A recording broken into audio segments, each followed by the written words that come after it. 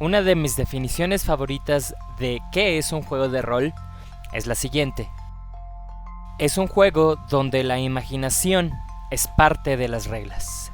Porque cualquiera podría inventarse una narrativa completa al estar jugando una partida de ajedrez y rolear cada una de sus piezas y lo que dice y piensa tras cada movimiento. Y técnicamente eso no lo estaría convirtiendo en un juego de rol.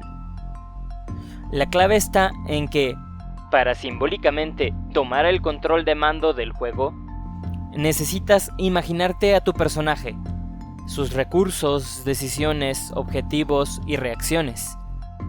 Después, el juego te ayudará a traducir directamente todo esto a términos mecánicos, valores, dados y atributos. Y es entonces cuando podemos empezar a jugar, con cada jugador como el piloto de uno de estos avatares imaginarios que nos permiten explorar a voluntad una parte de este universo ficticio que se está creando mediante el juego. Por supuesto, habrá quien pueda replicar: Oye, pero no necesito imaginarme nada, porque tengo todo eso apuntado justo ahí, en la hoja de mi personaje. La cuestión es que lo que viene en esa hoja en realidad no es en sí el personaje que creaste, sino simplemente un registro que sirve de recordatorio de ciertos criterios abstractos a través de los cuales el juego te permite interactuar con las reglas. ¿Recuerdas lo que decía del control de videojuegos? Y técnicamente, si tuvieras la suficiente memoria, en realidad sería perfectamente válido jugar sin apuntar una sola cosa en la hoja. La complicación adicional viene porque en la gran mayoría de los casos, el rol es un juego social que requiere la participación de varias personas jugando simultáneamente e imaginando la misma historia desde perspectivas muy diferentes. Cada cabeza es un mundo, pero ¿qué sucede cuando, por medio de un juego de rol, una parte de esos mundos se empalma y conecta directamente dentro de varias cabezas en una sintonía muy particular?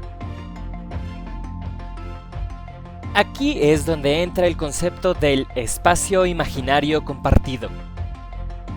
Lo podemos definir como el contenido ficticio acontecido durante el juego, tratándose de información abiertamente expresada y validada, sobre la cual todos los jugadores van a ir construyendo su interpretación imaginaria de la situación. Permítanme intentar ampliar esta explicación con otros términos y ejemplos.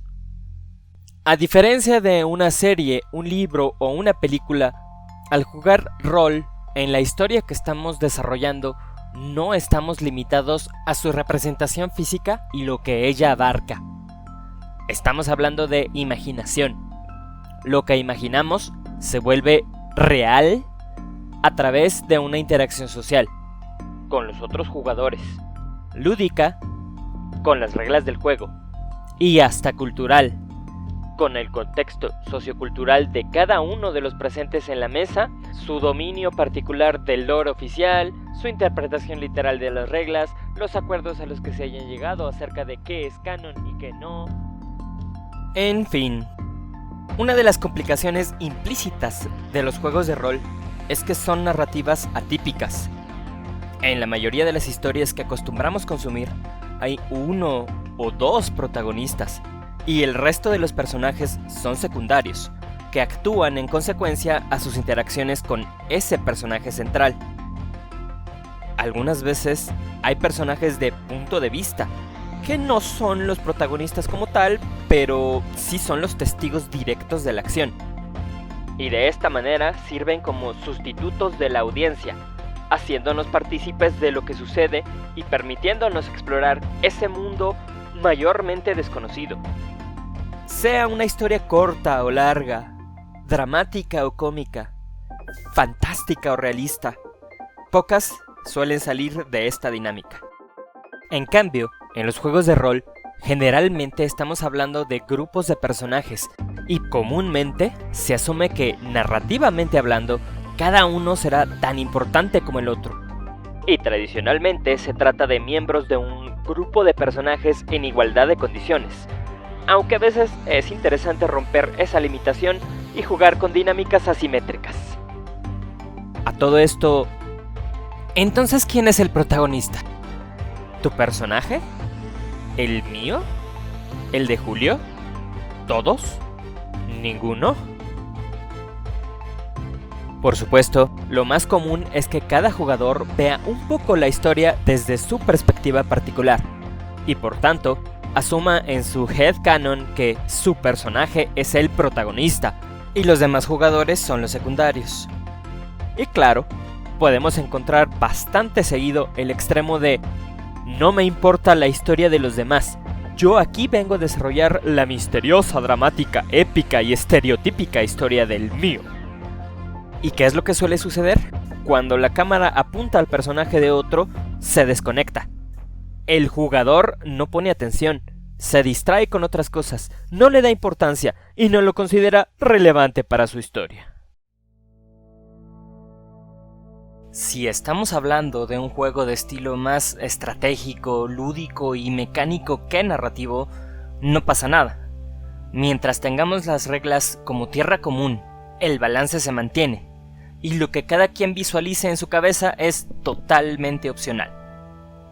La cuestión viene con los juegos de estilo más narrativo.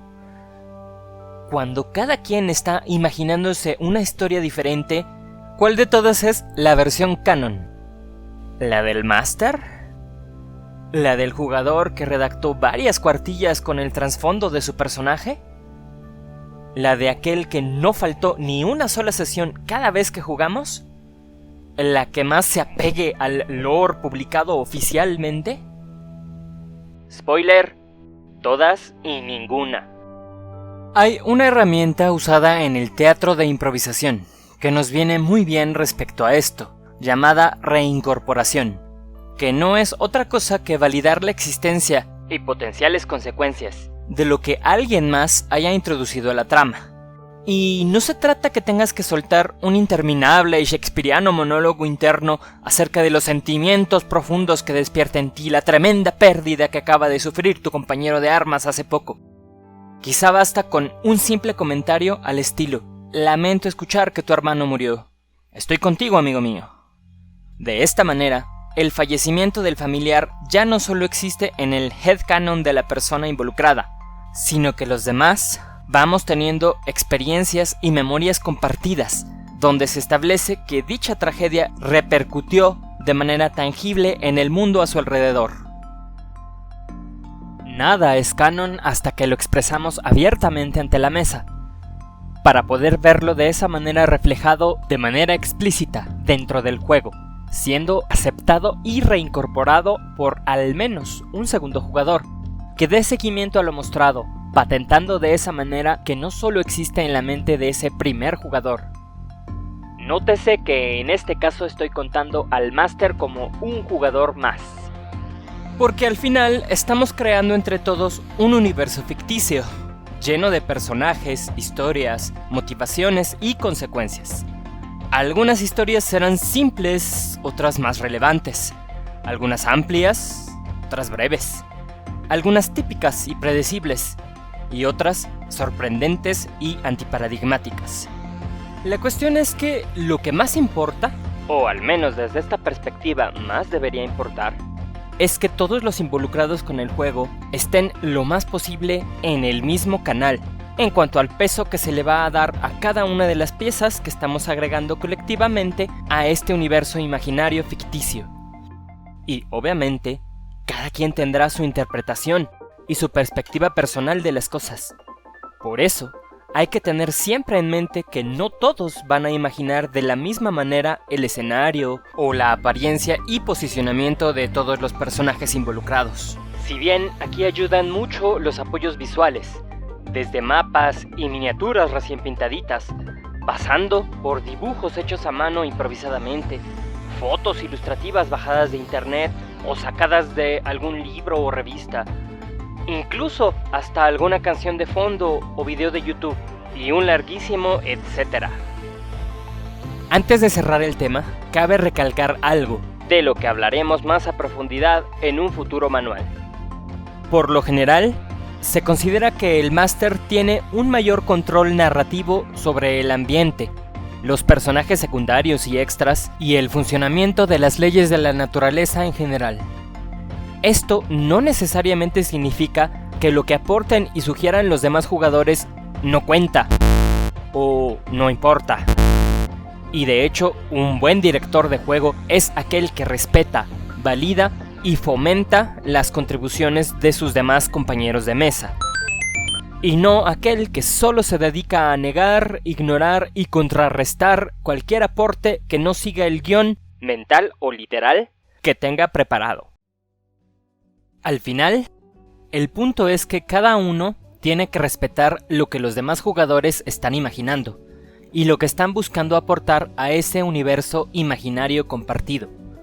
Y si hay diferencias de gustos u opiniones al respecto, negocien entre todos de qué manera podemos reimaginar o justificar las cosas para que nadie sienta que ha perdido toda coherencia.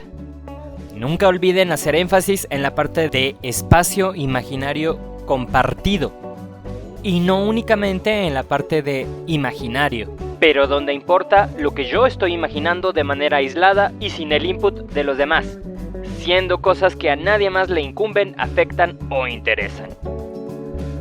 En resumen, imagina, comparte y también acepta las ideas e interpretaciones de los demás. Te sorprenderán los rumbos tan inesperados e inspiradores que suelen tomarse cuando sueltas la noción de que al jugar todo debe pasar tal cual se había preplaneado anticipadamente. Mejor, cuando estemos jugando, construyamos entre todos el mundo con que estamos soñando despiertos.